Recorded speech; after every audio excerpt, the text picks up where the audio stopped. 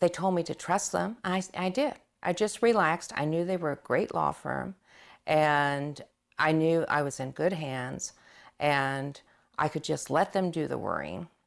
And all I had to do was tell the truth, and they could do the worrying, so that was okay. And I just had to concentrate on getting better. It was just like family helping you out with after something bad happens. And it just was a wonderful feeling.